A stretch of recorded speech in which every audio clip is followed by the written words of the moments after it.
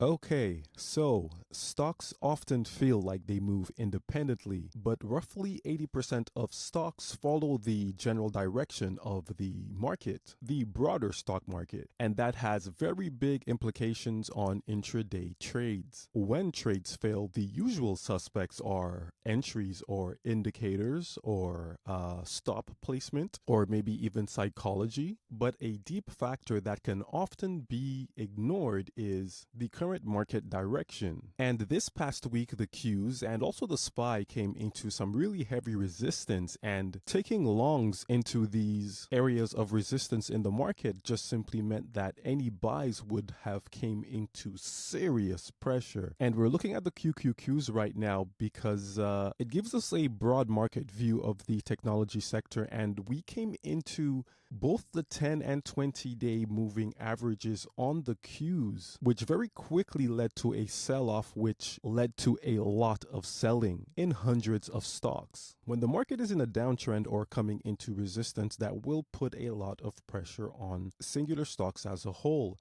And vice versa, when the market is coming into support or breaking out, then that will give a lot of juice to the upside for the general market and individual stocks. But we're looking at the Qs here, and that's February 11th, and we could also take a look at the SPY as well, because it too was coming into resistance here on the 11th on the same day. So while the QQQs is pushing up into declining moving averages, the SPY is coming into a equal level of a key resistance level. So when the market comes into these strong areas of resistance, even the strongest stocks in the stock market can feel that pain. So a lot of the times you might actually be identifying a plus setup on a higher time frame that looks great, and it could have a clean breakout or even have great relative strength or even excellent fundamentals. But if the market isn't cooperating or if it enters a correction, that's going to put a lot of pressure on your stocks.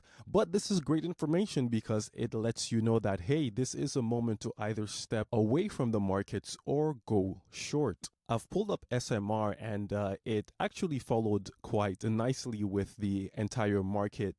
As an example, here is SMR, and it was just a great day for a short, and SMR actually came into its declining moving averages, and we also have ourselves an inside day. This is just a picture perfect short, and we break down with an increase in volume. This is just an amazing setup. So we have the market direction correlating with this stock's direction as well to the downside. As we can see, we have declining moving averages followed by an inside day after a pullback into those declining moving averages as well.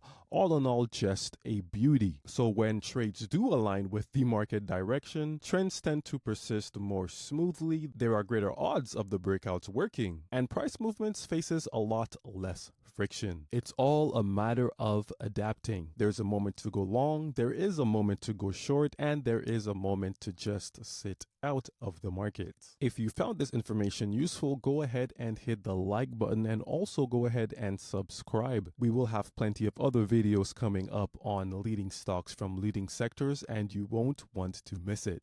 Cheers.